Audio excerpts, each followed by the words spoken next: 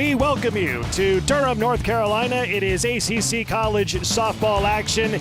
Third and final game of the series. The Notre Dame Fighting Irish are in town to take on the Duke Blue Devils. And a pleasant good afternoon, everyone. Brock Bowling, Rain Wilson with you. And Rain, Notre Dame took game one 5-4 on Friday. Duke bounced back on Saturday and won game two. Today is the rubber game of the three-game series. Should be a fun one here today. Yeah, Notre Dame came out early on Friday night, defeating the Blue Devils. Duke comes back last night. We expected a competitive matchup. We expect one here today in the rubber match. Let's take a look at game one of the series, won by Notre Dame, and it was star pitcher Peyton Tidd in the circle, had a great game. Yeah, Tidd filled up the zone early and often, striking out 6 of these Duke Blue Devil batters, was really successful and able to help Notre Dame get the victory. So Notre Dame won on Friday. Then on Saturday, Duke bounced back, winning 6-2. How about the game at the plate by Anna Gold? 2 two-run home runs for Anna Gold. She was the missing piece for that Duke softball team to get the W yesterday. She was fantastic. So Duke bounced back and took game 2, 6-2. As we take a look at the series recap, we're tied at 1 game apiece. And some of the numbers there, Rain, what do you see? I see Peyton Tidd. She pitched Friday night, got the victory. Now we're going to see her in the circle for game number 3, the deciding game of the series. She will continue to be a huge part of this Notre Dame team. So the series is tied at 1 game apiece. Third and final game of the series here today. In the circle for Duke is right-hander Jayla Wright. Jayla Wright made appearances both Friday and Saturday in the relief position. She's the veteran in this bullpen for this Duke team. Look to see her have a huge day. 47 strikeouts in 41 innings pitched. Anytime you can get the 1-to-1 ratio or better, you're doing really well. She's going to work in the upper 60s. She's going to attack hitters and hopefully immobilize this Notre Dame offense if you're the Duke team. So it's Duke and Notre Dame in game 3 in the final game of this 3-game weekend series. And the opening pitch of the game from Wright is a called strike. And it is 0-1 on Leah Hanks. As we take a look at the Fighting Irish batting order, Leah Hanks leading it off, followed by Kloss, Gaskins, Lexia Roscoe batting cleanup. Then it's Cronenberger, Tidd, Mitchell, Allen, and Mickey Winchell. Next pitch is fouled away, and quickly Hanks is down in the count, 0-2. Hanks batting .417 on the year through 7 games. No home runs and 1 RBI on the year. Yeah, the only change for this Notre Dame lineup, Coach Deanna Gump moving Cronenberger down in the lineup a little bit, moving Gaskins up in the 3rd spot. Hopefully making a good offensive move. But Jayla Wright starting it off with a strikeout in 3 pitches. So 1 up, 1 down for Notre Dame at the top of the 1st inning. And that'll bring up the second hitter in the lineup, the catcher, Carly Kloss. She's batting .321 for the season through 16 games, all starts. 2 home runs and 10 RBIs on the year. And that's high for ball 1. Kloss, for the series, 3 for 8, has a run scored, stole a base. She has struck out 4 times so far this weekend. Yeah, she's done a really good job this weekend of putting the ball in play. I think she's going to continue to be a really important piece of this Notre Dame lineup if she's able to pass the bat to the likes of Gaskins and Orozco, who have been their power hitters this weekend and all season. So Kloss at the plate, 5'8" junior from Cypress, California. Last year played in 35 games and made 25 starts, primarily behind the plate, starting catcher here today as well. And that's chopped foul. 2 balls and 1 strike. These game 3 matchups in the ACC and all across the country are really interesting for a number of reasons, but you look at the offenses, they've seen these pitchers all weekend. It's really about the team that makes the most adjustments, pitch to pitch, game to game, that will come out successfully in these rubber matches. That's inside. 3 balls and 1 strike. So Jayla Wright in the circle, pitching in her 3rd game of the series. Pitched on Friday in relief, went 3 1/3 innings, allowed 1 run, 2 hits, 64 total pitches. Yesterday, pitched 2 innings in relief, gave up no runs, 1 hit, walked 1, 2 strikeouts, 30 total pitches so far in that game and for the weekend. That one's chopped foul. And the count is full on Kloss at 3 balls and 2 strikes. Wright in the circle throws between 67 and 70 miles an hour, according to head coach Marissa Young. Fastball, drop ball, changeup is her repertoire this year.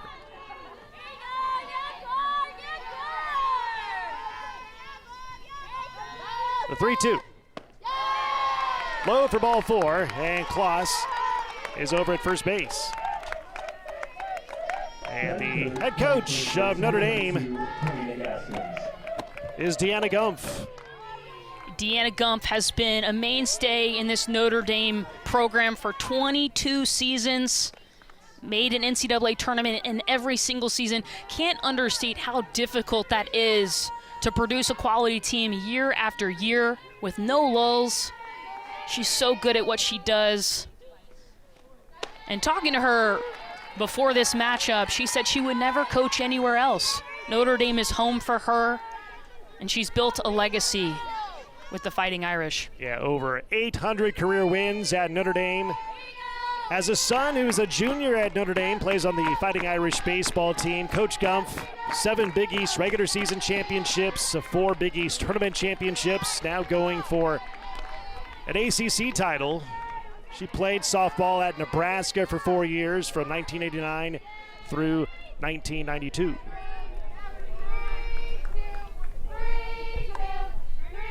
Karina Gaskins is the hitter. Batting .286, 3 home runs, 8 RBIs on the year. There's a swing and a miss. And down she goes on strikes, and 2 outs in the inning for Notre Dame. Yeah, really well-executed pitch there by Jayla Wright. 0-2, you're ahead in the count. You want to work outside the zone. She's going to pull a string on the off-speed, make Gaskins chase. For Gaskins, as soon as you realize that ball is out of the zone, it is too late. And that is how effective Jayla Wright can be when she changes speeds and works out of the zone. Here's Lexi Orozco, the cleanup hitter, takes a called strike. No balls and 1 strike to Orozco, batting .292 for the year through 16 games, all starts. 4 home runs and 14 RBIs in the year. She's a transfer from Utah State. 6 feet tall, grad student from San Marcos, California, takes a called strike, and she's quickly down to the count, 0-2.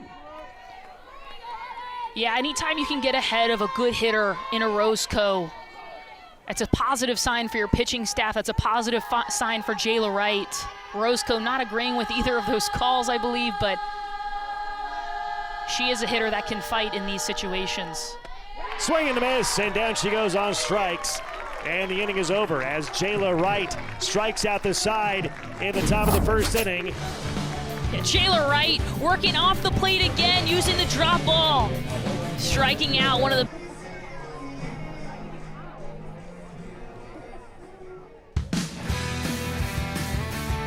The starting pitcher in the circle today for Notre Dame is number 14, Peyton Tidd.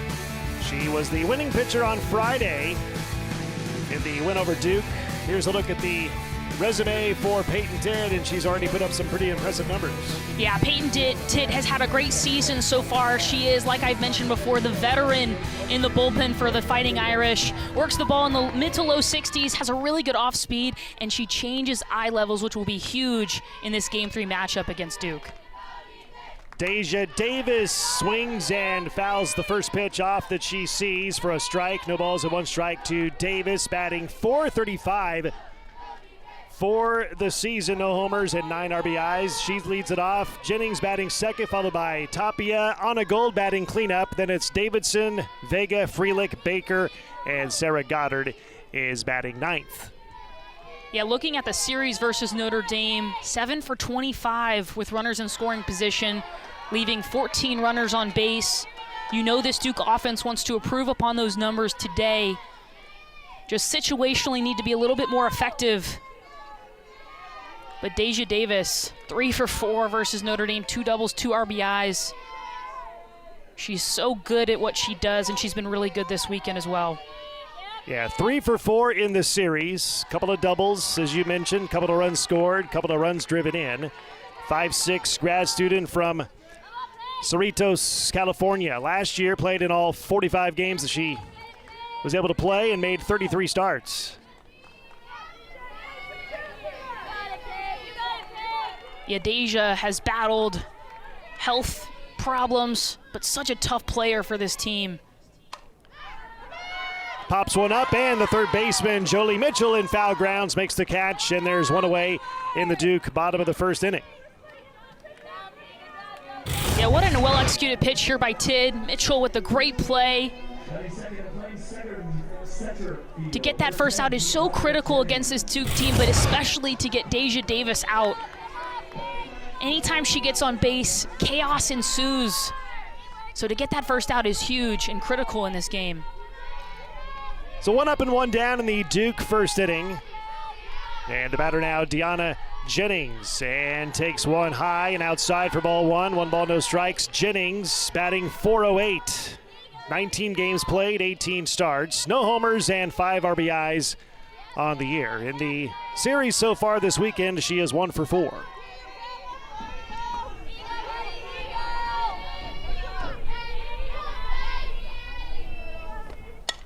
And slaps one the opposite way, foul. And it's 1 ball, 1 strike with nobody on, 1 out for Duke. Jennings at the plate, 5'6" freshman from Houston, and Coach Marissa Young said before the game she's just a young player that has a ton of speed, good at slap hitting with the short game, confident player. There's Marissa Young, head coach of Duke, coaching at the third base box as well. Hit to third, Mitchell is there, quick throw, and quickly 2 gone in the Duke first inning. And you played for Coach Young back in the day. Absolutely. I was lucky enough to play under Coach Marissa Young, her 6th season at the helm of this Duke program. No head coach, I would argue, or maybe very few, work as hard as she has. I mean, I told this story on Friday. She's the type of coach that you walk into the facility, she's already there, she's sweeping the floors, she's vacuuming the carpets. She really practices what she preaches. Such a good leader for this Duke program in this university. Giselle Tapia is the batter and takes a called strike. Tapia batting .396. 1 home run, 17 RBIs on the year. In the series this weekend, she is 2 for 6, has a triple, an RBI, and walked once.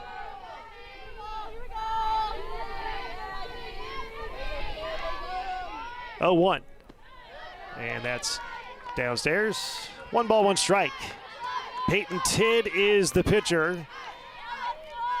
A two-way player for this team. She will throw both up and down in the zone, according to Coach Gump.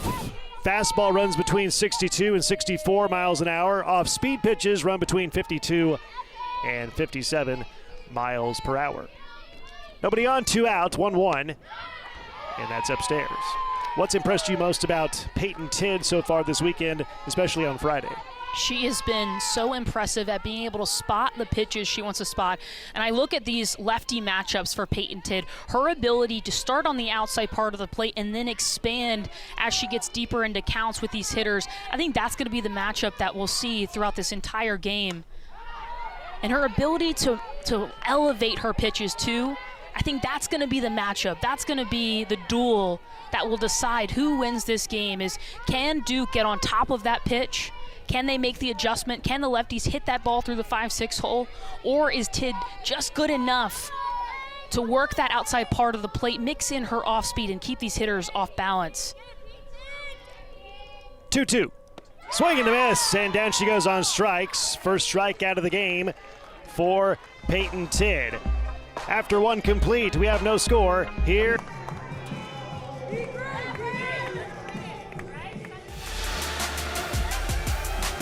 Back in Durham, the defensive alignment for Duke here today in the outfield from left to right. It is Davidson, Jennings, and Goddard. Around the infield, Gold is at third, Baker at short, Vega at second base.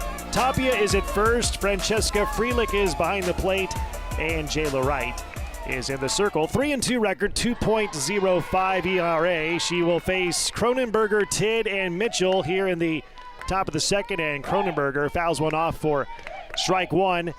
No balls and one strike to Jane Cronenberger, batting at .321 through 16 games, all starts, 2 home runs and 9 RBIs on the year.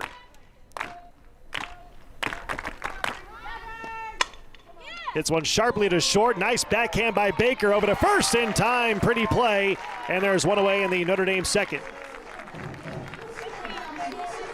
What a great play there by Baker. To get that first out of the inning is always important. But Cronenberger, a shot over there to the shortstop who makes the play. Cronenberger, a powerful hitter. Just hasn't hit her stride this weekend, but look for her later in this game as an important bat in this Notre Dame lineup. So Jayla Wright in the circle will face her counterpart in Peyton Tidd, two-way player. It's one right to third. Gold is there. Easy throw, and there are quickly 2 down in the Notre Dame second inning. Yeah, both these pitchers, Jayla Wright and Peyton Tidd, filling up the zone early. Both offenses aggressive early on. We're through 1 2/3, and it's been, I feel like, 7 minutes or so. It's been moving. There is Jayla Wright, starting pitcher for Duke today.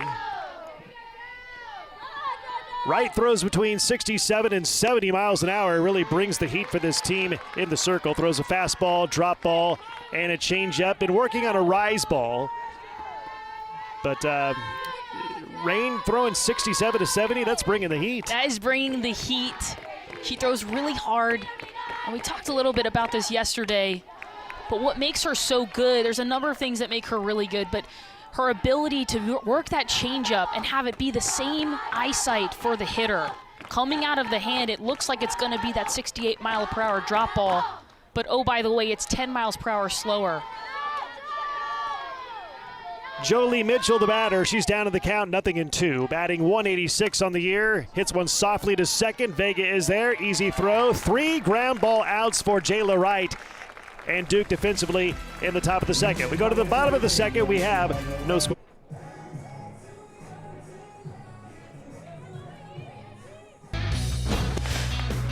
Anna Gold will lead things off here for Duke in the bottom of the second inning. And Rain, she had a great performance yesterday afternoon. Yeah, you got to be careful with this one today. Yesterday, 2 two-run bombs for the Duke Blue Devils. Gold, so much power, so much skill. She'll be a really important component of this Duke offense today. I know Notre Dame was going to be careful, knowing how hot that bat is right now. So Gold at the plate to lead things off here for Duke in the bottom of the second inning. As Gold takes a called strike. Anna Gold batting .357 through 20 games, all starts, 4 homers, 20 RBIs on the year. 5'7" sophomore from Ballston Spa, New York. For the series, 2 for 5. Both hits homers. We talked about it a moment ago. 4 RBIs, 5 runs scored. She has walked twice, and she has struck out once. Hits it hard to third. Great backhand by Mitchell over the first in time. 1 out here in the Duke second. What a play over there at the hot corner. Mitchell has been busy early on. Takes this ball up the line, quickly backhands it. Fires over to first. Gold with some speed. Such a huge out early on. Anytime you can get that first out, the stats are in your favor to have a clean inning, and especially to get Anna Gold out. Such a confidence boost for this Notre Dame team and Peyton Tidd. Yeah, the infielders for both teams, especially at the hot corner, have been very busy here this afternoon as Peyton Tidd throws a strike. No balls and 1 strike to Claire Davidson. She's batting .333 for the year. 3 home runs and 14 RBIs on the season. The 0-1 upstairs, 1 ball, 1 strike. And what makes that play so impressive over there is Mitchell's actually playing a little bit in front of the bag to prevent that drop bunt. Anna Gold will oftentimes put that bunt down, so just really quick reaction time. There you see the defensive alignment for Notre Dame here in this game. Third and final game of the series, rubber game of the series, as Notre Dame took game 1 on Friday 5-4. Duke won yesterday 6-2. It's the ACC opening weekend for both teams, and you got to feel that Rain, each team wants to get out to a good start here in ACC play, and win this first series of the year. Absolutely, and the series, I believe, is tied throughout both of their teams' histories together.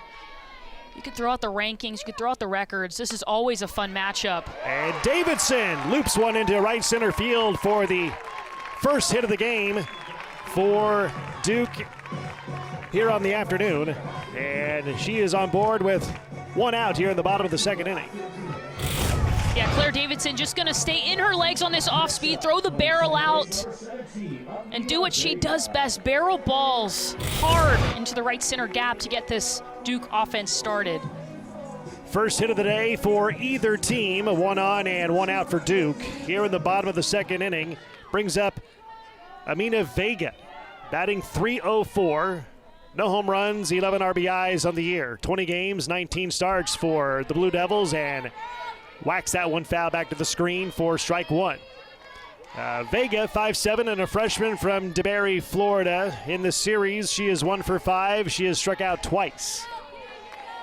Yeah, Vega is a player that will continue to be a name for this Duke softball program for years to come. So much talent.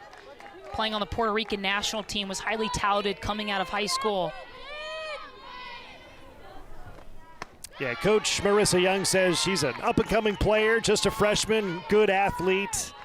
Says she continues to improve every day. And says the potential for power is there in her bat. She's been a 9-hole hitter for this team so far. Good addition to this Duke team here in 2023. One on, one out, and the 1-1 pitch. Off speed, delay, steal attempt, and throw down to second base, and they got her. Caught stealing was Davidson, and she's out for the second out of the inning. Wow, what a play all around by this Notre Dame defense. Kloss, even with a little hesitation, Davidson gets a good jump. Orozco catches the ball immediately, has a cleat in her glove, but hangs on for the out. Shaking the wrist a little bit, but I'm sure she'll exchange that for an out. So now base is empty and 2 outs in the inning. And the 2-1 to Vega. And pops that one foul out of play, and the count is even up at 2 balls and 2 strikes. Beautiful day for softball here in Durham, North Carolina. Sunny. Temperatures, I think when we got here, high 60s.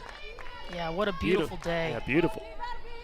I feel like winter just skipped over the triangle here in Durham, North Carolina. And we're okay with that. We are okay with that. We're very happy about that.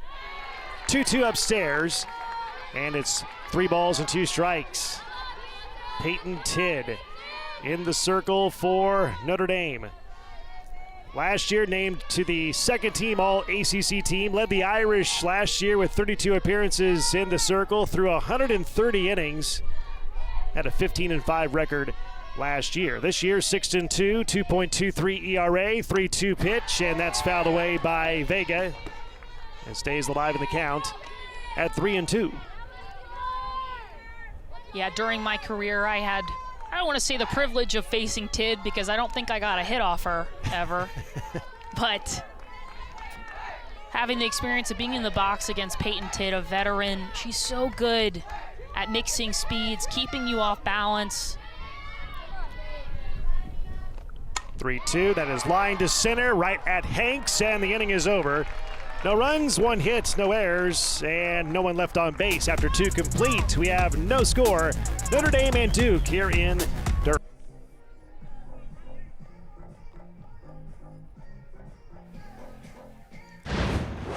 Well, yesterday here in Durham, kind of a scary play. There was a pop-up, foul grounds right side, and a bit of a collision here between 2 Duke defensive players and the catcher. Kelly Torres getting the worst of that one, and she is out of the game here today, and in for her behind the plate is Francesca Freelich. Yeah, these two will split time behind the plate. Of course, you don't want to see Torres get injured. You don't want to see her go out with that kind of injury, of course, but talking to Coach Young before this series, she mentioned how she has the ability to play people based on how they're hitting, because defensively, Francesca Freelich and Kelly Torres are so evenly matched. They're so good. I talked to Kelly before the game. She wanted to play. but it's so early in the season. You want to prioritize her health. It's a long season to go. And you want her at her best in May and June. And not to mention, you have a player like Francesca Frelich, who is so good behind the plate, is so good offensively, has been playing this entire series in right field. Rachel Allen, the batter, a little softly hit ball, rolls foul down the third base line, and she stays alive in the count, 0-2. Allen at the plate, batting .250. She's played in 12 games, 10 starts, 1 home run, 4 RBIs. As she faces Jayla Wright here to begin the top of the third inning. 5'6" sophomore from Palos Verdes, California. For the series, she is 1 for 4. Swing and a miss for strike 3. Down goes Allen, out number 1 in the inning, and strikeout number 4 in the game for Jayla Wright. Yeah, Jayla Wright not wasting any time on that 0-2 count, working the off speed down in the zone, making these Notre Dame hitters chase. If she's able to do that all game, get ahead, and then use that off speed, especially locating it where hitters really can't do any damage, she'll be very successful.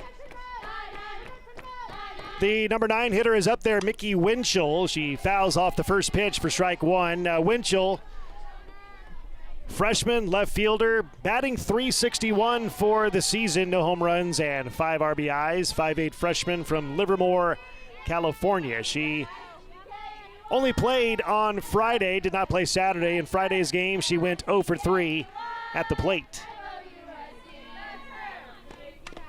And chops that one foul.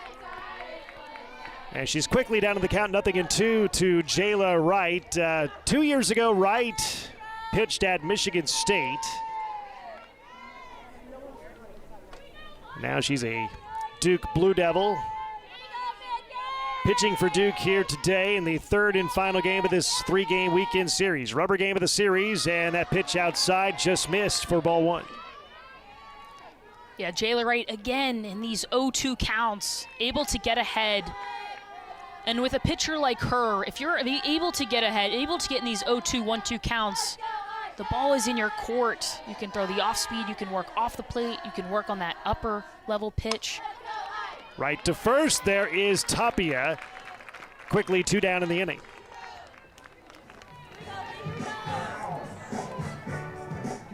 Yeah, these infields have been busy so far here in Durham.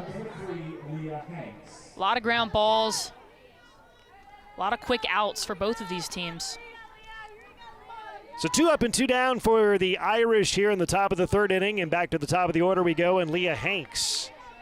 Hanks is 0 for 1, became the first strikeout victim of Jayla Wright to begin the game at the top of the first inning. Last year, Hanks, in 2022, named second team All-ACC in the outfield, started all 52 games in left field. And last year, hit .370 for the year. The 0-1. Yeah, Leah Hanks, such a huge part of this team, huge part of this program. What's been so impressive to me this weekend is her ability to make adjustments each at bat. I can't tell you how many times this weekend it's that first at bat she looks outmatched, she strikes out on 3 pitches, but then as the game goes on, a double, a single. Off speed pitch, and that is in there for strike 1, 2 balls and 1 strike. Yeah, Hanks, we talked with Coach Deanna Gumpf before the game, and she says Hanks brings a good left-handed stick to this lineup, good speed, can hit the ball well, can do it all. And she says she brings a real calming presence to this team. She really likes that about her. Yeah, you can sense that from Hanks. Another aspect of her game that's so impressive is oftentimes she will swing away. She has a ton of power. But if you look at this Duke defense, Anna Gold is playing about 3 or 4 steps in front of third base, which opens it up, those opportunities to shoot the ball through the left side, because Leah Hanks can and sometimes will put that ball down right in front of the defense.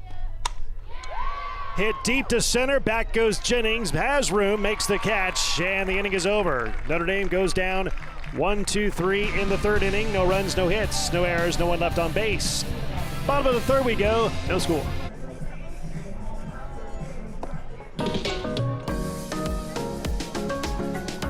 back in Durham, bottom of the third inning. Leading off is Francesca Freelick, and on Friday night, rain, she had one heck of a catch in foul grounds in the outfield Friday night. Yeah, Francesca Freelick is what we call a utility player, playing catcher today, but right field on Friday night was lights out for Francesca Freelick with a diving catch on the line. What an athlete. She leads off the bottom of the third inning for Duke, and she takes a called strike. No balls and one strike to Freelick, batting .267 on the year. 1 home run and 3 RBIs on the season. 5'5" junior from Lexington, Massachusetts. Facing Peyton Tidd in the circle in her third inning of work. Starting pitcher today for Notre Dame. And that's upstairs. 1 ball, 1 strike. Freelick is 0 for 5 so far in the series. Last year as a sophomore, 38 games played, 21 starts behind the plate. Hit .313 last year, made the ACC honor roll as well.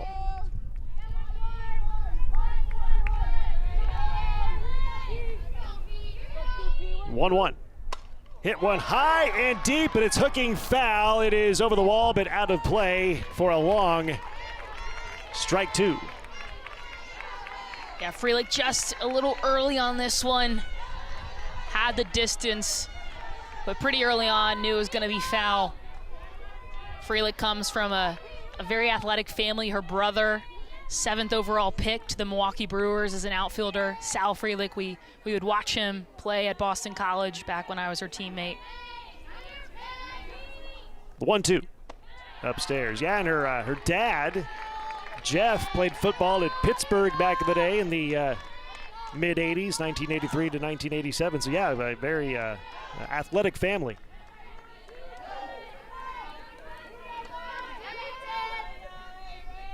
Besides yourself, did you come from an athletic family? They're going to hate me for saying this, but no. My mom loves sports, huge sports fan. We watched the Duke-UNC basketball game last night. My dad had no idea what was going on the entire time. He was actually talking to the patron next to us about knitting. Well, the Duke-UNC game was at 30 seconds left. My mom and I hanging on every single play. And it's not like it was a blowout either. No. There's one high and deep again, hooking foul again. And Francesca Freelick getting her money's worth at the plate here, getting some good cuts in there. 2 foul ball strikes that have cleared the wall, but not in play. And it's a full count, 3 balls and 2 strikes with nobody on and nobody out here in the beginning of the bottom of the third inning. The 3-2 from Tidd popped up, and that's playable. The shortstop in foul grounds, Lexi Orozco makes the catch, and there's 1 out in the Duke third inning. And that's what Tidd does so well. She does not give in, rarely gives up free passes. Freelick on time most of the at-bat, but Tidd wins that duel between the two.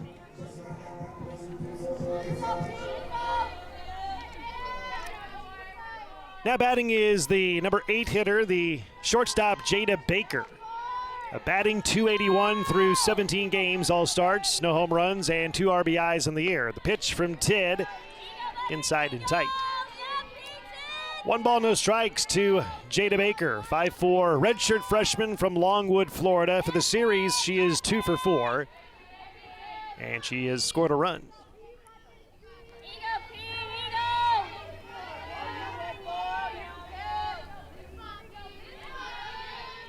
The 1-0. Inside, called strike. Talked to Marissa Young before the series began, head coach of Duke.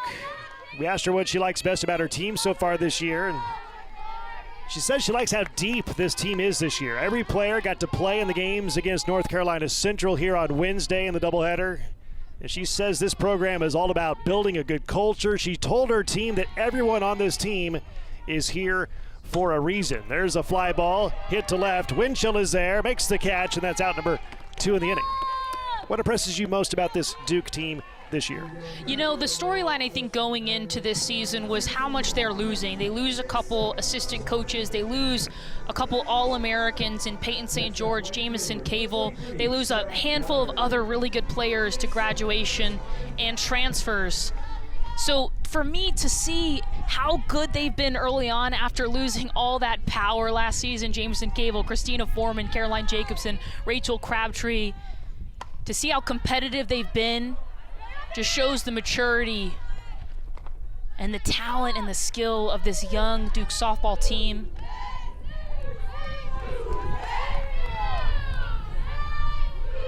Yeah, 17 home runs for Jamison Cavell last year. You look at that and you think, if you're a softball fan, you think, wow, there's no way they can be as good this year. But so far, they have been so impressive in such different ways.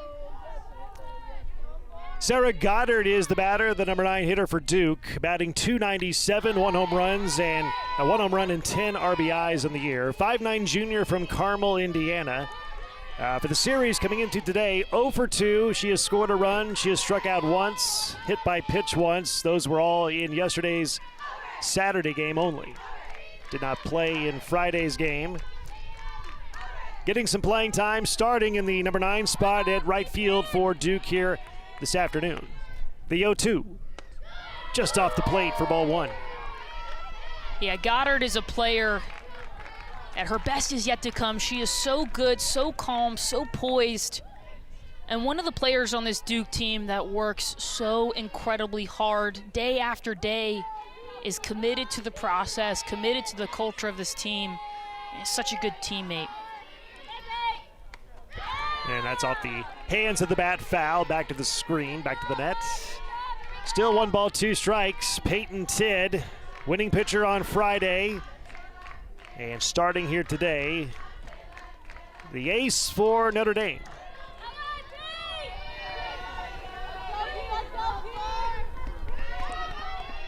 Nobody on and 2 outs, and there is no score.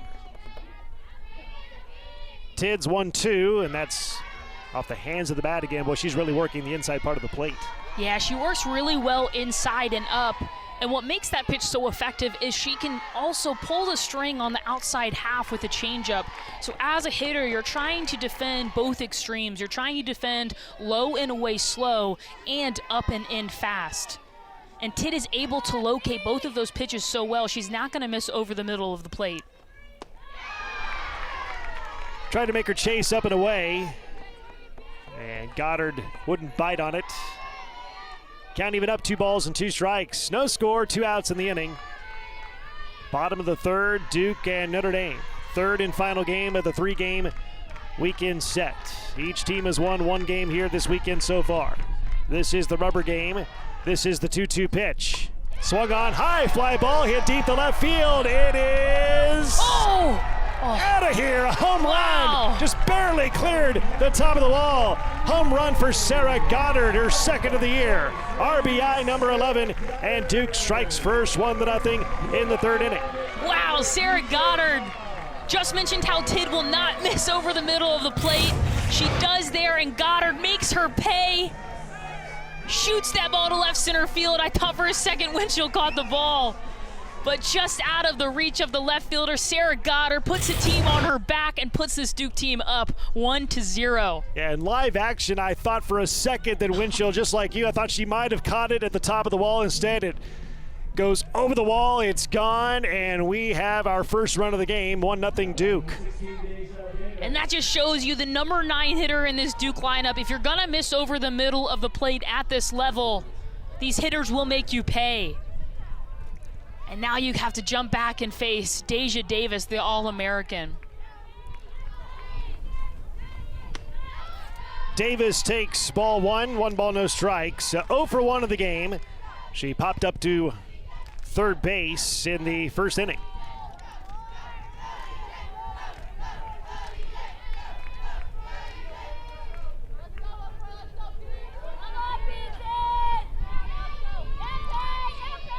One-0 pitch, and that's a whacked foul back this way. Count even up, 1 ball and 1 strike. So Davis at the plate. Her cousin Jeanette Lawrence was a member of the Duke rowing program back in the day, 2012 to 2016. In this cat and mouse game we see between Tid and Deja Davis, all of these players, all of these hitters are going back to the hotel at night and seeing what they've been pitched. So on game 3 of the weekend, you kind of have an idea of how they're going to try to attack you. But also these pitching staffs are going to mix that up because they know that you know how you've been attacking them the whole weekend. Davis has 2 doubles in this series, 3 hits, 2 runs scored, and 2 RBIs.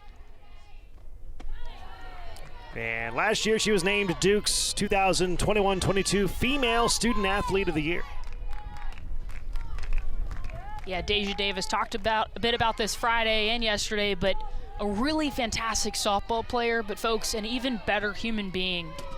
She's a great student, great teammate, great role model for any young people watching this one. Tid's 2-2, and that's fouled away. Yeah, Coach Marissa Young said of Davis, she also is one of those calming players to this group, has a calming demeanor on the field, has the right kind of experience and poise, she says, to lead this Duke team this year. Grad student, 5'6", from Cerritos, California. She's a long way from home. Yeah.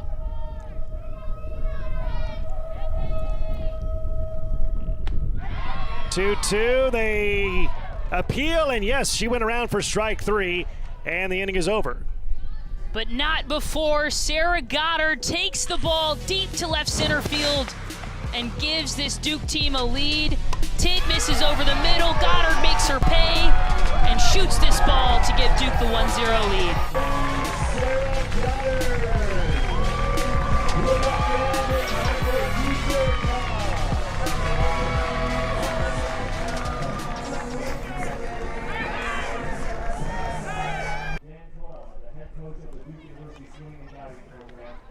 Away in December.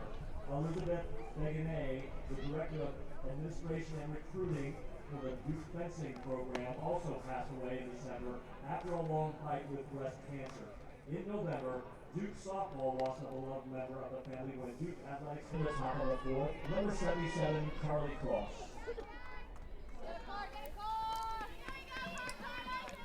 Back in Durham, top of the 4th inning we go. 1-0 Duke, as Duke got a home run in the bottom of the 3rd inning. And the 2-3-4 hitters up there for Notre Dame. And Kloss hits one to short. It is not fielded cleanly by Baker, and she is safe. Yeah, Kloss making things happen.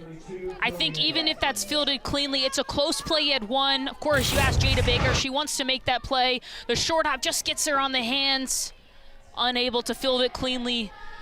But again, that's what Kloss does. That's why she's so good in that 2-hole. She makes things happen. She makes the defenses work. And she hands the bat to Karina Gaskins. So Gaskins at the plate. She is 0 for 1 as she went down swinging on strikes against Jayla Wright in the 1st inning. Gaskins, preseason All-ACC selection this year, named the ACC Player of the Year and first-team All-ACC last season. Has a couple of hits in this series. 5'10" junior from Edison, New Jersey. She's a great hitter, according to Coach Deanna Gumpf. Can hit for power. Good team player, has a good eye at the plate, she says. Says she's a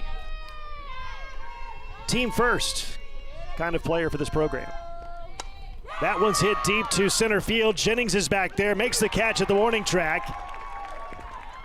And that's 1 out of the inning. Yeah, an out for Gaskins there, but a shot into right center field. So much power off her bat.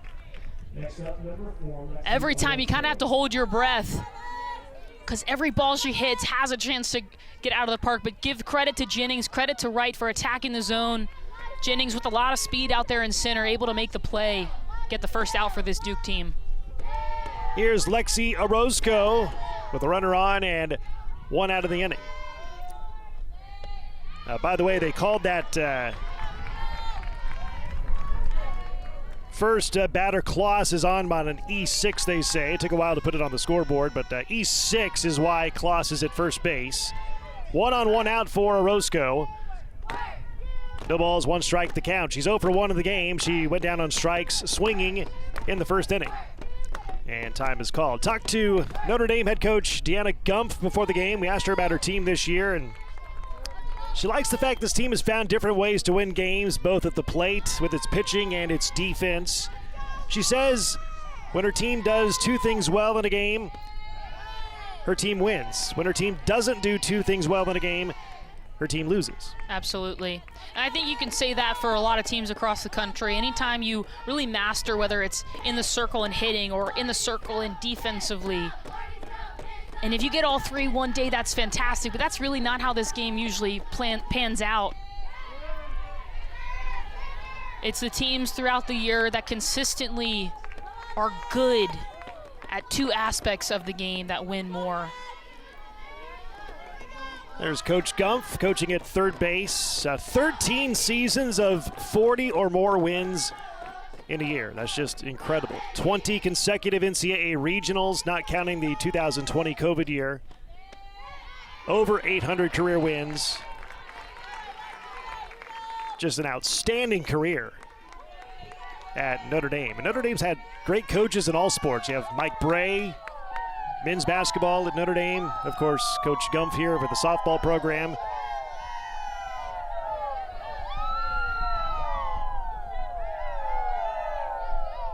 Muffet McGraw, the head women's basketball coach, who had an outstanding career there at Notre Dame. There's a swing and a miss for strike 3. Down goes Orozco, second out of the inning.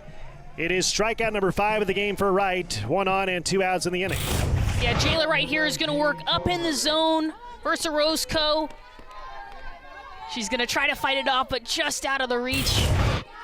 A huge out there for Jayla Wright. Orozco, a powerful hitter, has been hot all weekend. 1 on, 2 out. Little slowly rolled ball to Vega. Easy throw to first base, and the inning is over. Notre Dame threatens but does not score. 1-0 Duke.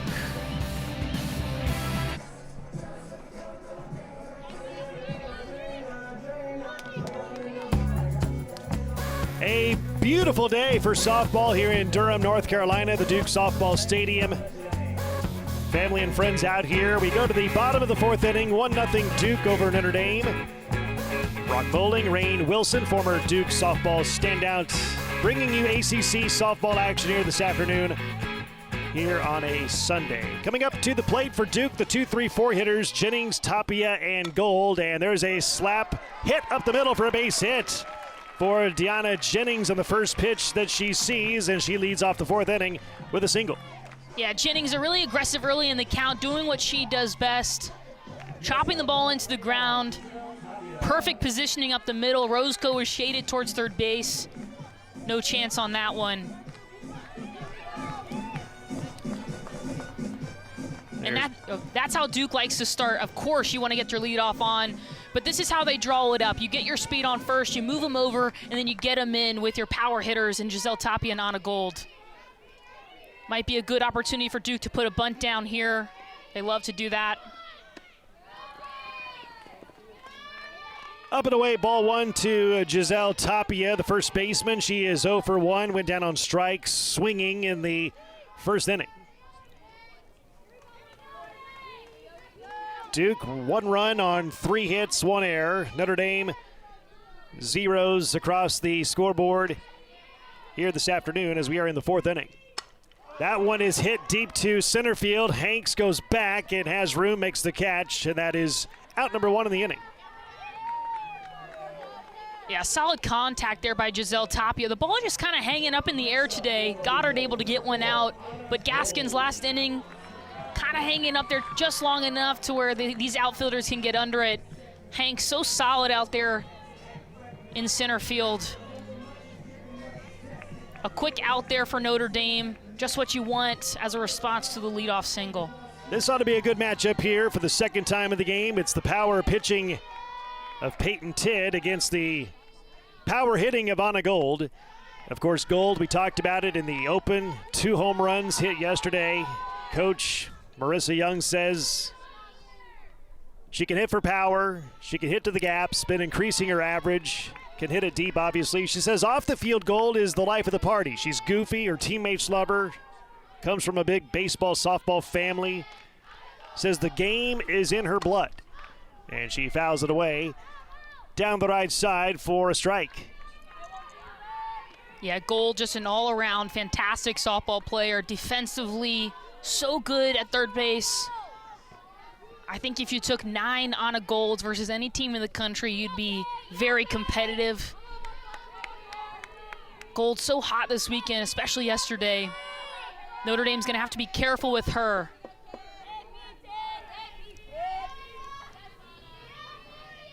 One. Ripped, foul, look out. Almost took out Coach Young. Yeah.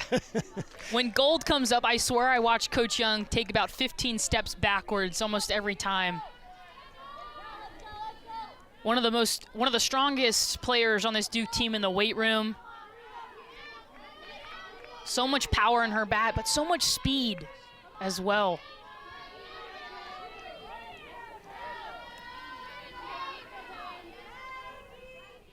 The 1-2. Called strike 3. Pulled the string on her. Out number 2 in the inning. Caught looking on strikes is Gold. Strikeout number 3 in the game for Peyton Tidd. Just a really good pitch here by Tidd. Working inside. Gold says, no, that's way too far in. Umpire says, nope, caught the corner. Tidd with a strikeout for Anna Gold. Such a massive pitch. And if you're going to get that call, why not continue to go back to it? Runner goes, throw down to second base, close play, and they got her on the tag. Caught stealing is Jennings, and the inning is over as we end the 4th. Carly Kloss with the shot down to second base. Orozco with the tag, and they get out of the inning.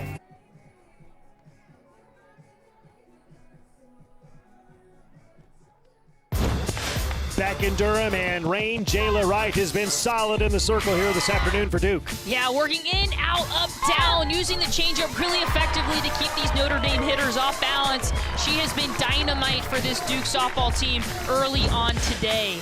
And can't forget about Sarah Goddard making Peyton pay with the mistake over the middle, shooting this ball to left center field, and giving her team the 1-0 lead in a really tight ball game. Here's a look at the game track so far. 1 run, 3 hits, 1 error for Duke. Zeros across the board for Notre Dame. 3rd and final game of this weekend series. Each team trying to get out to a good start in ACC play, trying to win this series 2-1. Who will it be, Notre Dame or Duke? Right now, Duke with the advantage here in Game 3. Up 1-0. Yeah, Notre Dame back-to-back games with 0 hits in the first 3 innings. But the thing about this team, the thing about this program for Notre Dame is they're so good as the game goes on in their ability to adjust.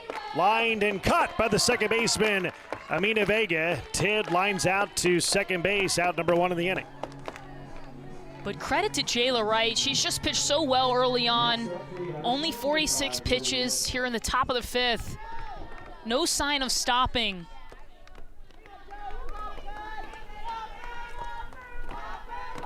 But like both of these pitchers, Tidd and Wright, these offenses watch video every single night of the series, trying to prepare for them. Jolie Mitchell and whiffs at an off-speed pitch, a nasty pitch from Wright.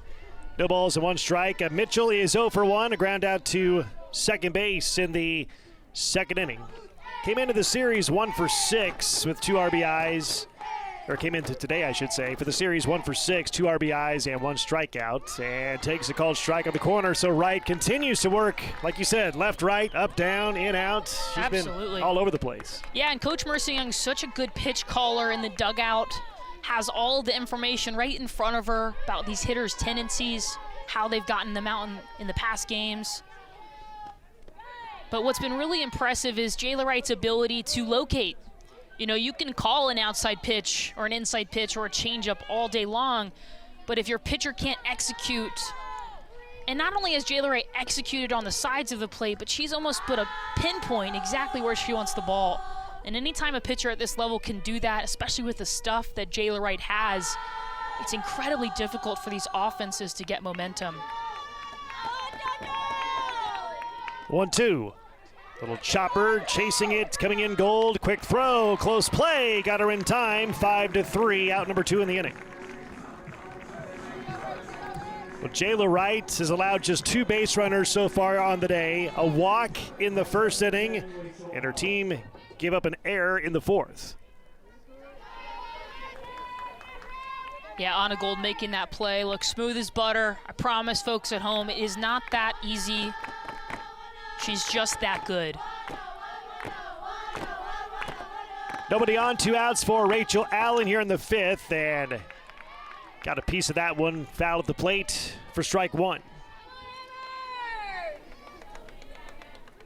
Allen is 0 for 1, became the 4th strikeout victim of Jayla Wright in the 3rd inning.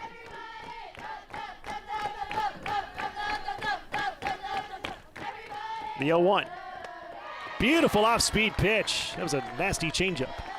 Yeah, right. Working that off speed more and more as we get later into this game, keeping these hitters off balance.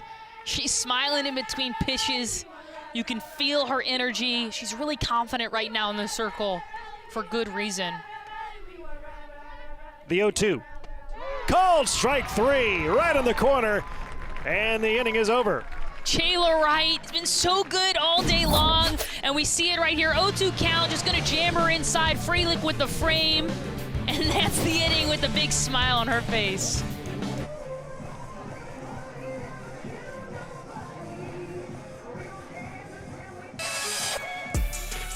Back here at the Duke Softball Stadium, here's a look at the ACC preseason poll here this season. A look at the top 10, and Rain, you see Duke preseason number 4 in the league, and Notre Dame preseason 5th. I think we see it this weekend too. Notre Dame taking game 1, Duke taking game 2, and then here we are in the bottom of the 5th. Duke is up 1-0. They're separated by 1 point in the preseason poll. They're separated by 1 run here on Sunday.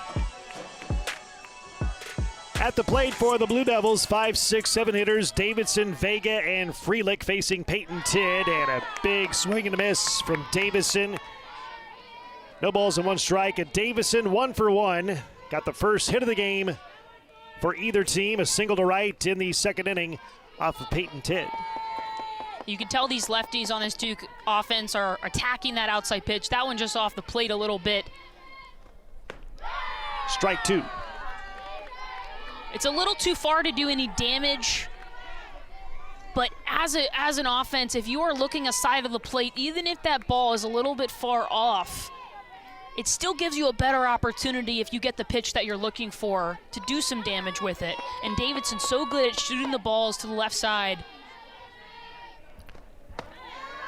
Upstairs, 1 ball, 2 strikes. Davison is a 2A player for this Duke team. She was the losing pitcher on Friday. Went 3 2/3, allowed 4 runs on 4 hits through 63 pitches. For the series so far, including today, Davidson is 2 for 7 in the weekend. 1-2, and that's outside. Can't be understated how difficult it is in today's game to be a 2-way player. You know, we see the matchup between Tidd, who is 2 ways, and Claire Davidson. It takes so much work, so many hours to hone your craft as a pitcher, but to also be really competitive and one of the best bats in your lineup as a hitter. It just shows how talented both these athletes are. 2-2. Foul tipped into the glove for strike 3. Out number 1 in the inning. Strikeout number 4 in the game for right-hander Peyton Tidd. Yeah, Tidd gonna keep with what's working outside of these lefties. Great movement.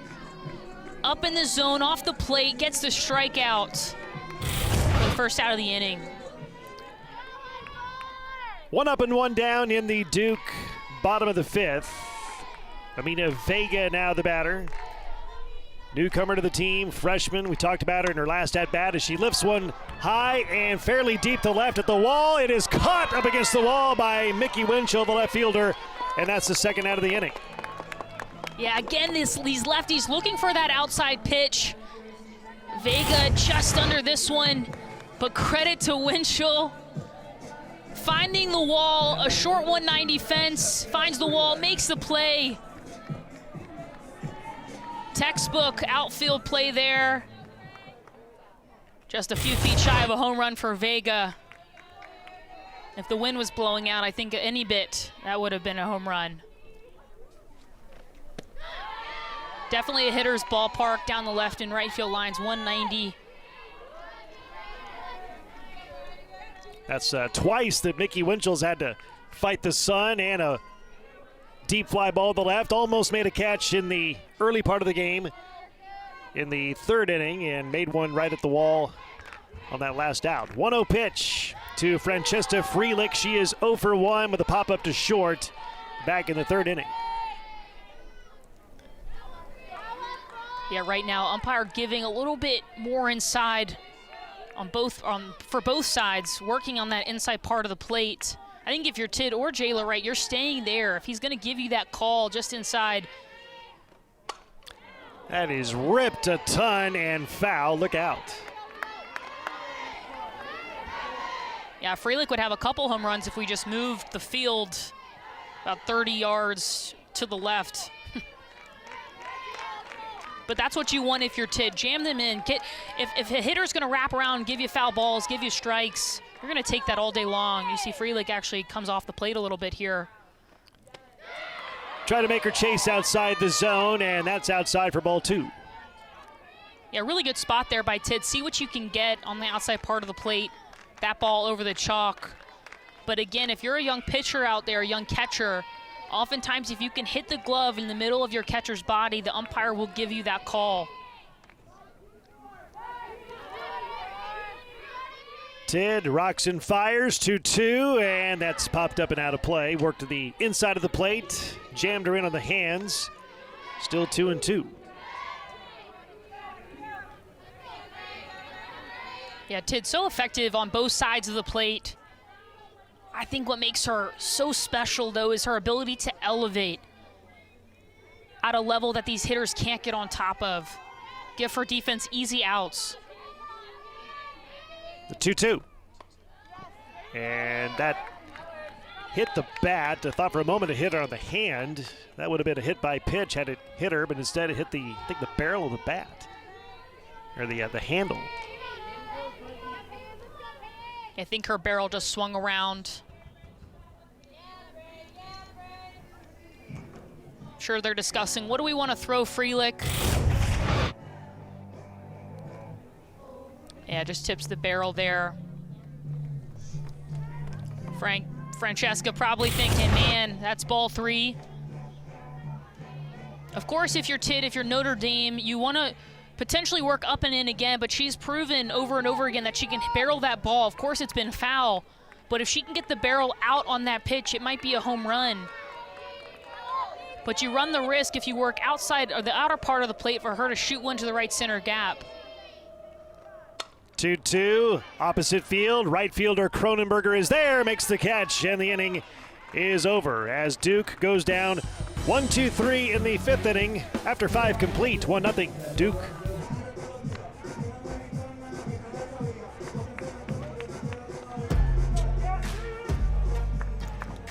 Back in Durham, North Carolina, we go to the top of the 6th inning. 1-0 Duke over the Fighting Irish. New pitcher into the game for the Blue Devils. It's left-hander number 19, Cassidy Curd. She was the winning pitcher yesterday for the Devils. She went 5 innings, allowed 2 runs on 4 hits, 2 walks, 5 strikeouts through 90 pitches. And you were here yesterday, Rain. What impressed you the most yesterday about this pitcher new in the game for Duke, Cassidy Curd? Yeah, Cassidy yesterday was so successful at attacking the zone early in the count. She struck out the first 4 batters. She's going to work the fastball to the upper 70 or upper 60s to 70. Good rise, a fastball in and out. Really mix it up. It's an interesting call here, but that's why Coach Young is Coach Young. She gets paid the big bucks for a reason, and Curd is a really, really good player for this team. So we'll see how this matchup unfolds. And she can bring the heat. You saw the scouting report on her. Throws between 66 and 70 miles an hour. She's been polishing her mechanics, has a good fastball, good curveball. She's been developing a rise ball. 5'7" freshman from Port St. Lucie, Florida. Winning pitcher yesterday, trying to get the save here today. A 1-0 lead for Duke in the top of the 6th, and Winchell goes down on that swing, and she's down in the count, no balls and 2 strikes. I love watching Cassidy Curd engage her infield, engage her catcher. You'll see her after every single pitch nodding to the catcher, nodding to Francesca Freelick. The 0-2 pitch, way upstairs and outside for ball 1. Winchell at the plate is 0 for 1. She grounded out to first base unassisted in the 3rd inning. 1 run, 3 hits, and 1 error for Duke. Zeros across the board in the outfield for Notre Dame. There's a look at Jayla Wright's numbers. 5 innings pitched, 53 pitches thrown, 6 strikeouts, 1 walk, no runs, no hits for Jayla Wright here this afternoon. Yeah, what a job by the veteran for that Duke softball pitching staff. Jayla Wright was so fantastic all day today. Filled up the zone with strikes. Only 53 pitches through 5 innings. That's called efficiency right there, folks. No hits given up. And I'm sure she's going to stay warm. She could potentially come back into this game if need be for this Duke team. 2-2. Lined, and there's a base hit to center field. That is the first hit of the day for Notre Dame in this game this afternoon, and that breaks up the no-hitter by Duke pitching. Yeah, just a solid piece of hitting there by Winchell. Curd missing a little bit over the plate. Winchell making her pay, shooting that ball up the middle. Now you face the leadoff. Now you face Hanks, and it's not their first time seeing you anymore. So you kind of have to change up your approach if you're Cassidy Curd in this Duke offense or Duke defense. Here's Leah Hanks at the plate. Tying run is aboard, takes a called strike. Prior to this weekend, coming into the weekend series here this week, Duke had won 12 consecutive games and had 7 consecutive shutout wins, outscoring opponents 57-0 in those wins. Losing on Friday 5-4, winning yesterday did Duke 6-2, and now up in the 3rd game here today, 1-0 in the top of the 6th inning.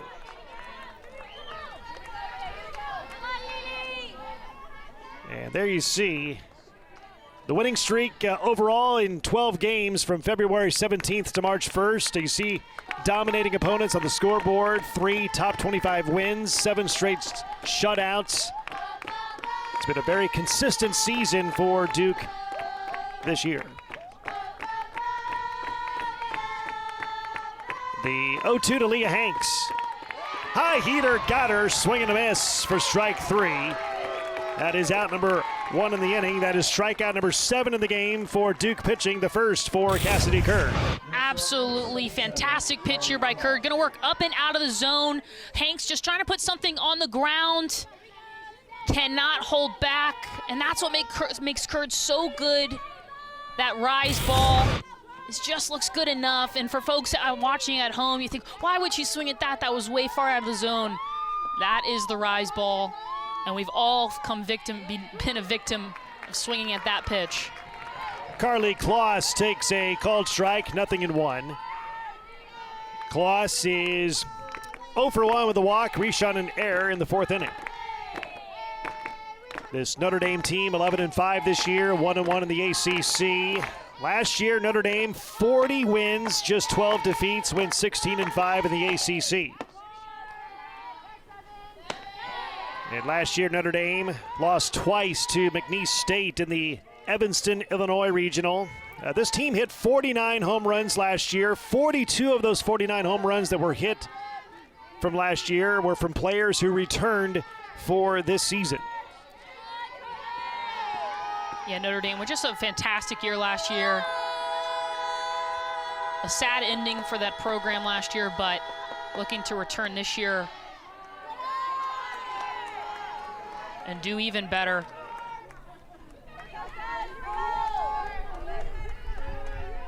1 on, 1 out, 1-0 game in favor of Duke. Carly Kloss, the batter. 2 balls and 1 strike. A beautiful day for softball here in Durham, North Carolina. Campus of Duke University, Duke Softball Stadium. Here is the 2-1. Right down the middle, called strike. 64 miles an hour on that pitch, and the count is even up at 2-2. Yeah, Kerr just attacking here, and that's what you want from your freshman pitcher. You don't want to give any free passes. You want her to attack these hitters, see what happens, have a defense play behind you, and evens up the count. 2-2 pitch, and got up in the zone, fighting it off, foul grounds to the opposite way as Kloss. And the count remains at 2 balls and 2 strikes. 1-0 game. Pitchers duel here in Durham, North Carolina. This is such a huge moment in this matchup here.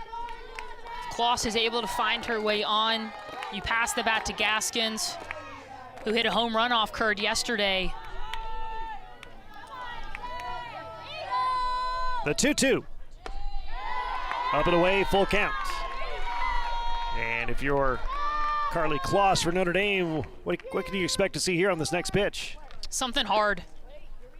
Something hard, probably working away from her lefty-on-lefty matchup. That's such a hard thing for lefty hitters to face. The lefty-on-lefty fastball working outside. I'm sure Coach Young is asking her, hey, what feels good right now? What do you want to throw? Because the last thing you want to happen is to give her a free pass.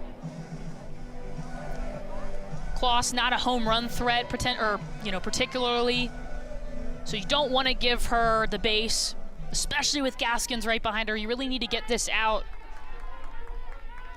Notre Dame could potentially put the runner in motion. A lot of speed over there at first base. A ball in the gap would then score her potentially. A huge moment in this matchup, a huge moment in this series.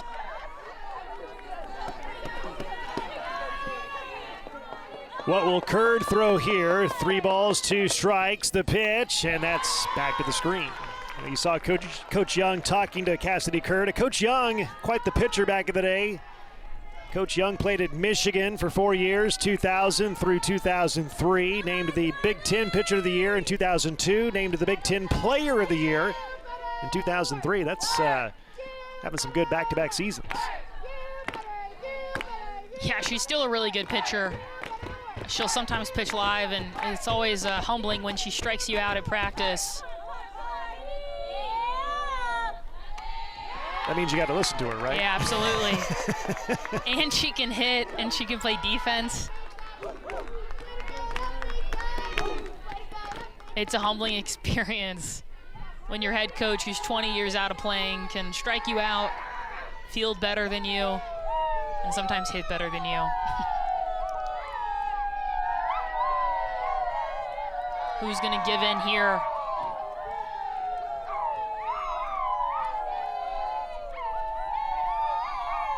Three-two pitch. Called strike 3. Right in the corner, inside half of the plate. And that's out number 2 in the inning, and strikeout number 8 in the game by Duke pitching. What a massive pitch here by Cassidy Curd.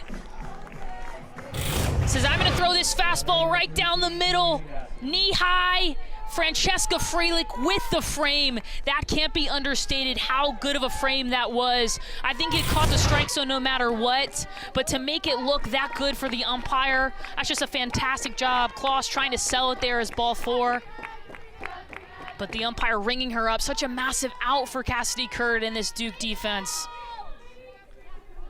Here's Karina Gaskins, and Gaskins takes ball 1. Gaskins in the game 0 for 2, strikeout of the first inning and a fly out to center in the 4th. Coming up for the 3rd time to the plate in this game. Yeah, I think you got to be really careful with Gaskins here.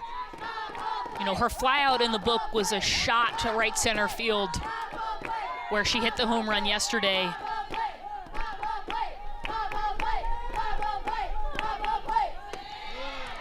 That's on the corner for a called strike, and we talked about it earlier in the game. Karina Gaskins, ACC Player of the Year last year, named first team All ACC as well. Led the Irish with a .428 batting average.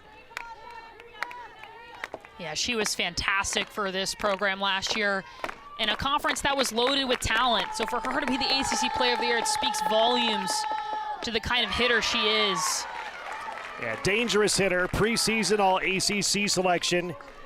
And right now she's down in the count 1-2. It is power versus power right here. The hard-throwing left-hander Cassidy Curd in the circle against the strong right-handed hitting bat of Karina Gaskins at the plate. 1 on and 2 outs. 1-0 Duke of the 1-2 pitch. Pops it up, should in the inning. Curd is there, makes the catch, and the inning is over. Notre Dame threatens in the 6th inning, but nobody comes across. 5.5 in the books, 1-0 Blue Devils.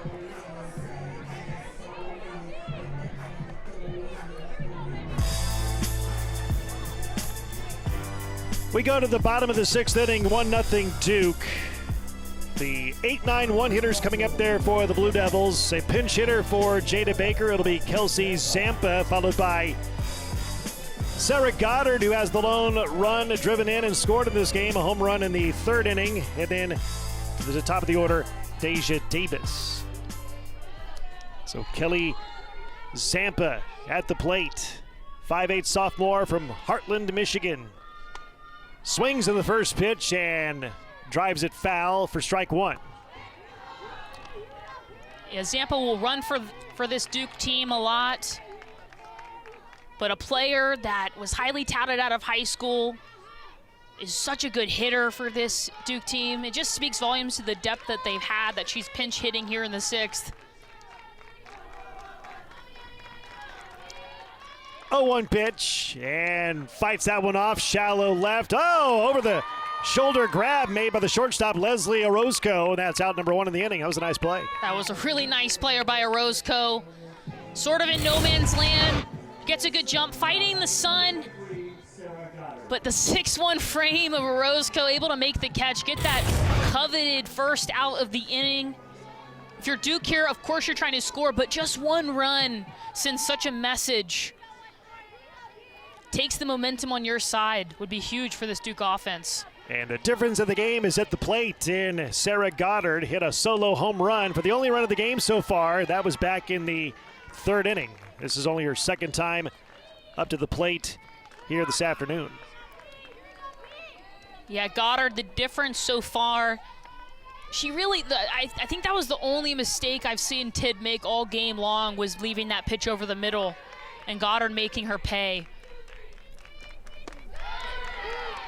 High strike on the letters, inside corner for strike 1. Count even up, 1 ball, 1 strike.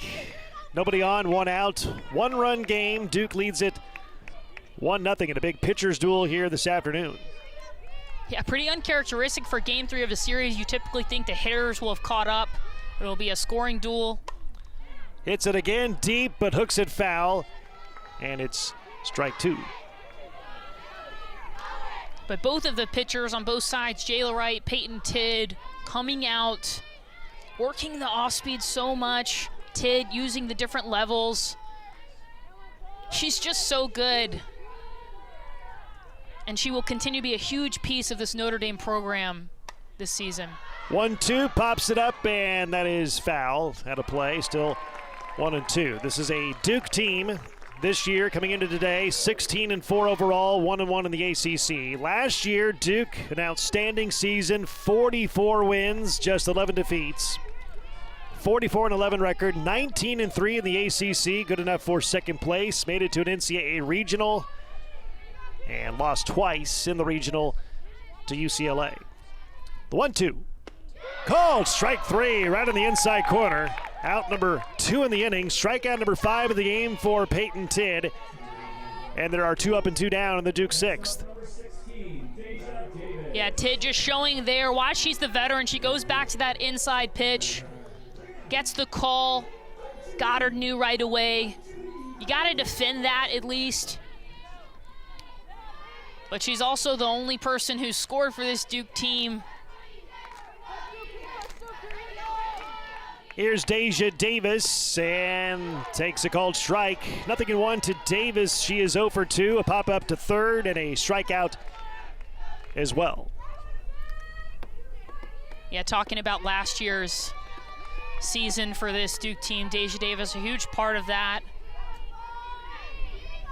A massive moment for this Duke softball program to go to a super regional and play UCLA, winning the regional here in Durham for the first time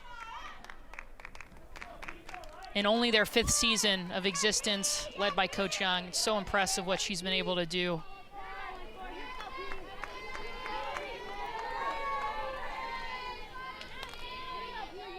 The 1-1. Slowly hit to second. Charging is Marquez. Quick throw. Got her in time. 4-3. And that is out. Number 3 in the inning. Coming up for the Blue Devils, the middle third of the order up there. Correction for Notre Dame. Middle third of the order coming up. Orozco.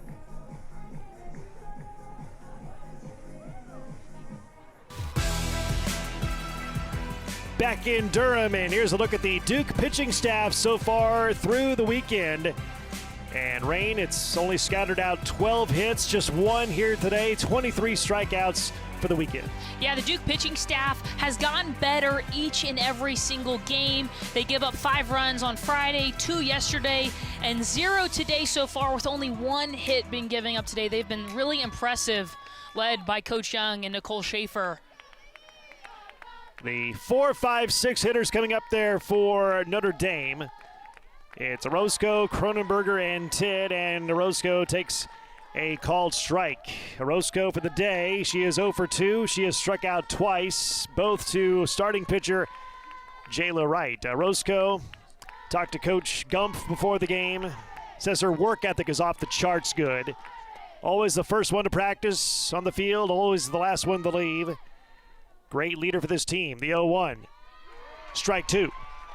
Yeah, Orozco asked after that first pitch, you know, is that the edge of the plate there? I think she thought that first one was a ball. That second pitch maybe even a little bit further outside. But Curd gets the call. If you're Curd here, if you're the Duke coaches, you're staying there. In fact, you might even be able to expand a bit more. You can see Orozco has put her toe on the line. Not going to let the umpire take the bat out of her hands. The 0-2 from Curd and lifted to pretty deep in right. Goddard at the track fighting the sun, makes the grab, and that's out, number 1 in the inning. Really well done there by Curd, staying outside. Goddard finding the wall, making the play. Any first, again, we talked about it all game, but any first out of the inning is huge, but especially in the 7th against this Notre Dame team in a tight ball game. That first out really gives your defense, you don't relax, but you kind of can sit back in and you know you have a bit of momentum. Here's Jane Cronenberger. She is 0 for 9 for the series, including 0 for 2 today. Takes a called strike. She is grounded out twice today, to shortstop in the 2nd, to second base in the 4th. 5'9" sophomore from Cincinnati. Last year named 2nd team All-ACC, named to the ACC All-Freshman team as well. Yeah, Cronenberger hasn't hit her stride this series, but such a good player for this Notre Dame team. So much power. We'll look for her throughout the season. Will be a huge part of this Notre Dame offense. Was a huge part of it last year as well.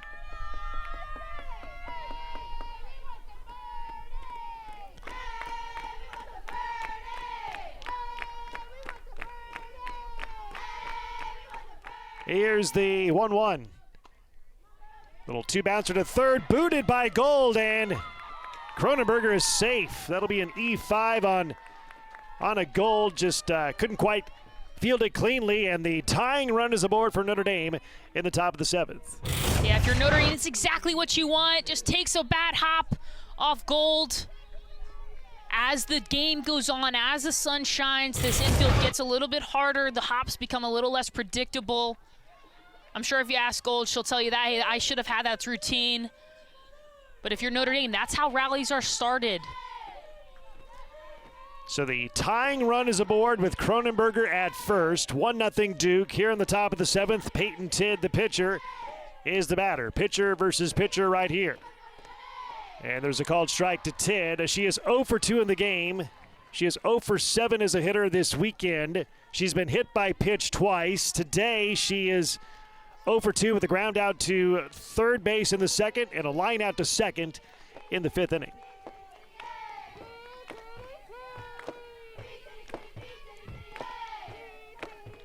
Here's the 0-1 pitch. Outside. Count even up, 1 ball, 1 strike. You know, of course, it comes down to the wire. We expect nothing less in this series. Going back to when I wore a Duke uniform, every single time we played Notre Dame, it was tight. No matter the record, no matter the talent on either side. Swing and a miss at a high fastball. It's strike 2. So Cassidy Curd in her second inning of work in relief of Jayla Wright. Trying to get the save, trying to close down the door on Notre Dame on this third and final game, the rubber game of the series. Series tied at 1 game apiece as Notre Dame won on Friday. Duke won Saturday. Here we are, a 1-run game in the 7th on Sunday afternoon. The 1-2 pitch. Got a piece of it and whacks it foul back to the net. Curd's composure as a freshman has been so impressive this season, but I think I look back at the Arkansas victory. They defeat number 4 Arkansas. Curd was in control almost all of the game. She was taken out, I believe, in the 5th inning, but still her composure, every single pitch, she's engaging her infielders, engaging Francesca Freelick. She's a lot of fun to watch. The 1-2. Downstairs, count even up, 2 balls and 2 strikes. Not a bad location there for Curd. Keeping the ball low in the zone is good because it changes the eye level of the hitter. Now she can work up. Tid, the pitch before, was on time for that up pitch. Now Curd has options. 2-2. Lined up the middle for a base hit. Stopping at second base is Cronenberger. Tid with her first hit of the weekend, a single to center field. The go-ahead run is at first base. Tying run is second, go-ahead run at first. 2 on, 1 out for Jolie Mitchell, the third baseman. And you see the record by Duke in 1-run games this season, just 1-3 on the young season in 2023. Yeah, I think you can point to a lot of different aspects. You can point to luck, potentially, but this is a young team. They're learning, they're maturing, they're growing. And so these 1-run games, although you look at that and you think, oh, that's not great, these moments are really good for the development of these young players, the experience of these young players. You know, I know Cassidy Curd, when May comes, having this experience, the pressure, these 1-run games will be massive for her confidence. She'll be able to look back and say, okay, against Arkansas, against Notre Dame, it was tight and we prevailed. Looks like we're going to see Jayla Wright return to the circle. So Jayla Wright started the game, did well through 5 innings. She will come back into the game, take a quick break. After this, we'll be back on the ACC Network Extra. Right.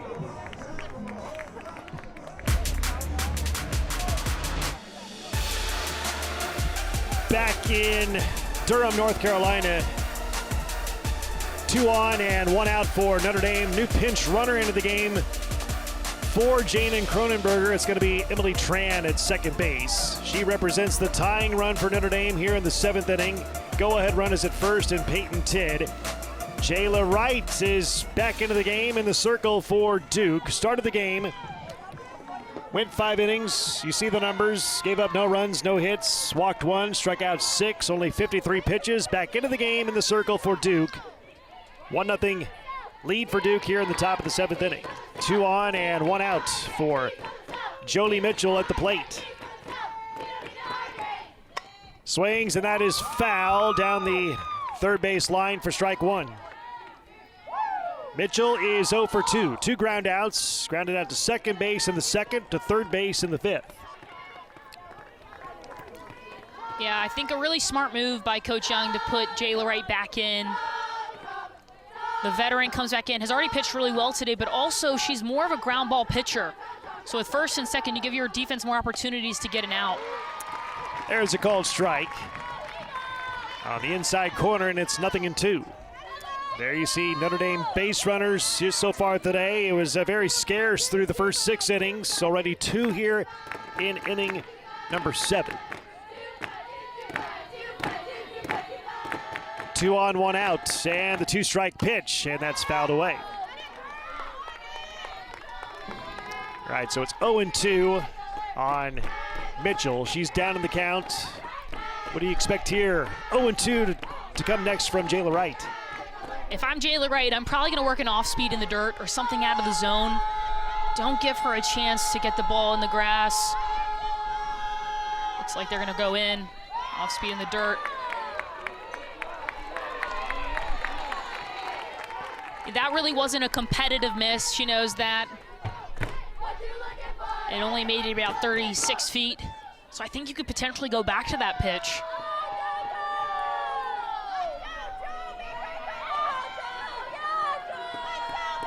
The 1-2. High fly ball hit deep to left. Back goes Davidson at the wall and is out of here. A 3-run shot by Jolie Mitchell.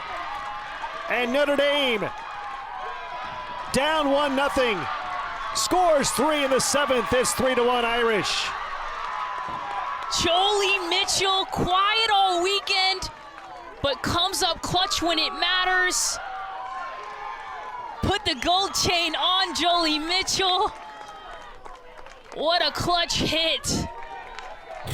Jayla Wright gonna try to work outside, but catches too much of the plate. Middle. Jolie Mitchell sends it over the left field fence to give this Notre Dame team the lead when it matters most. Forget the base runners in the first 6 innings. Jolie Mitchell puts the team on her back, puts the gold chain on her neck, and Notre Dame takes the lead.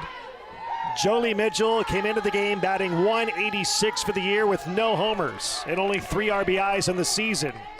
She just hit her first home run and drove in 3 on the shot to give her now 6 RBIs on the year, 3 on 1 swing, her first homer, and on 1 swing of the bat, Notre Dame takes a 2-run lead, up 3-1 in the 7th.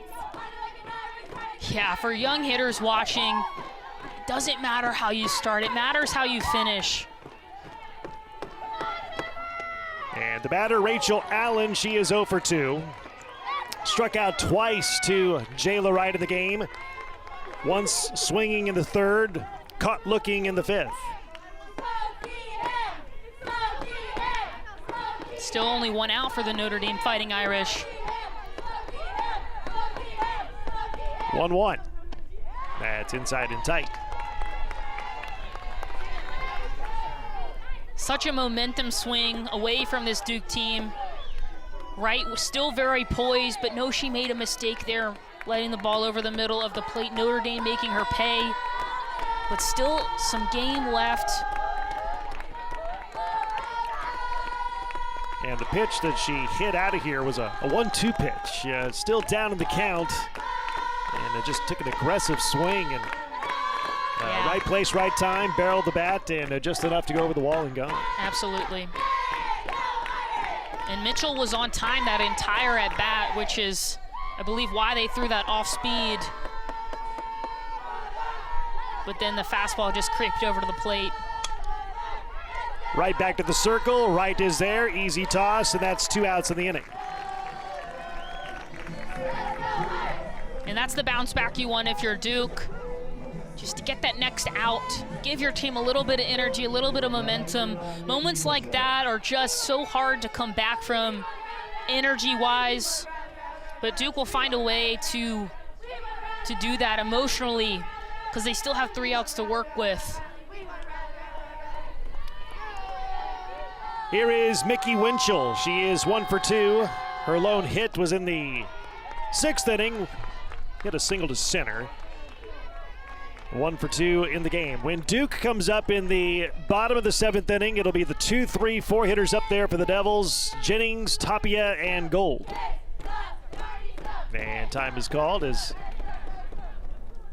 Duke head coach Marissa Young will talk to home plate umpire Emerus Addison, and That'll be it for Jayla Wright. In her second stint in this game, new pitcher into the game for Duke. And we'll take a quick break. We'll tell you all about the new pitcher after this on ACC Network Extra.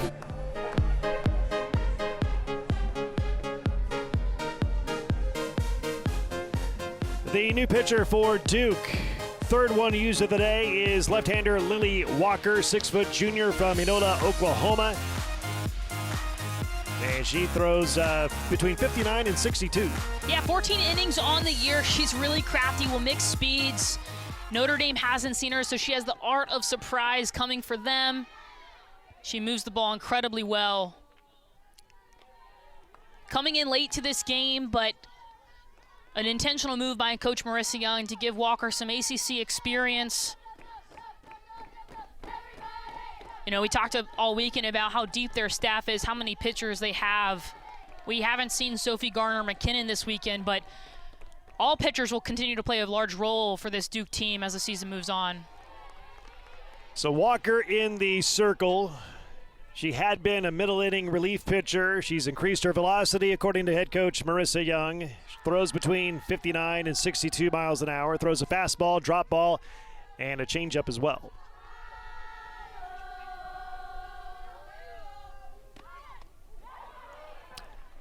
And that's away for ball 4, so another runner on for Notre Dame. Yeah, not the start you want if you're Walker, but again, a really poised pitcher for this Duke defense, this Duke pitching staff. Just trying to get one out here, send her team into the dugout, where they'll try to mount the comeback in the bottom of the 7th.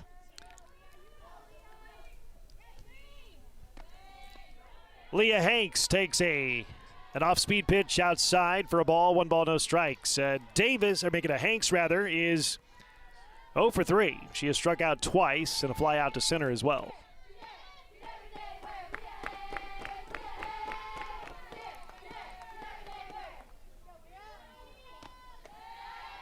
And there's a called strike. Count even up on Hanks. 1 ball, 1 strike.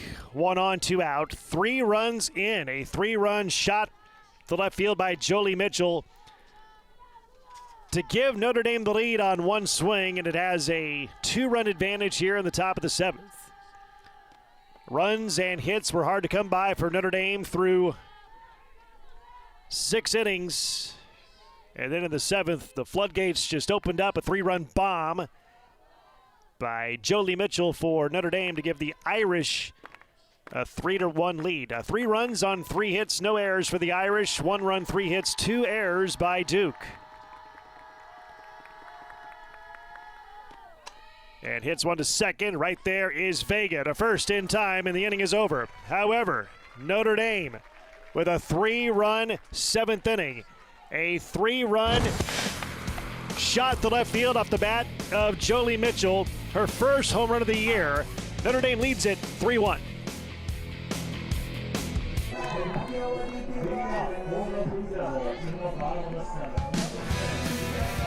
Back here in Durham, and there's a look at the season numbers for Notre Dame. Came into today 0-3 when trailing after 6 innings. Well, the team trailed 1-0 after 6, and in the top of the 7th inning, the Irish getting a 3-run home run to take the lead 3-1 here in the 7th inning. Now we go to the bottom of the 7th inning. 2, 3, 4 hitters up there for Duke. Jennings, Tapia, and Gold facing Peyton Tidd, who's trying to go the distance and get a complete game win. Yeah, Tidd has been really successful all day today.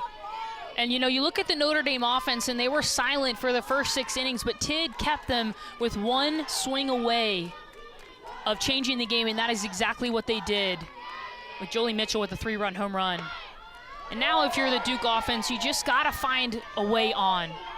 Jennings just got to do her best, work somehow to find a way on base, get the team going, get the rally going. There is no swing right now that can make up the difference.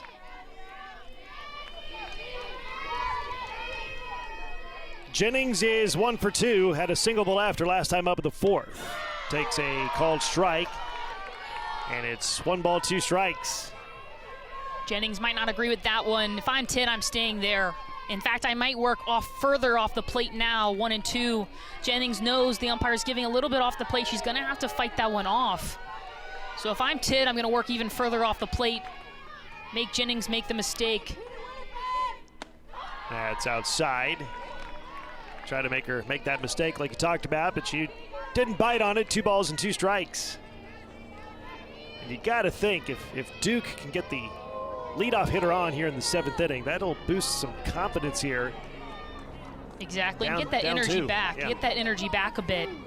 I mean, the home run was just completely energy sucking for this team. That is chopped. Feel about the shortstop, Orozco over to first. Not in time as Jennings beat it. The speedster down the first base line, and there you go. The leadoff hitter is on, and the tying run comes to the plate with nobody out in the Duke 7th. And that's a freshman acting like a veteran, getting on base. Orozco almost makes the play off her back foot. Jennings just too fast. Gaskins with the stretch, but not in time to get the speedy Jennings. And look at the excitement firing up her dugout. Coach Watkins also throwing up her arms. That's exactly what you want. There's a start you need if you're Duke.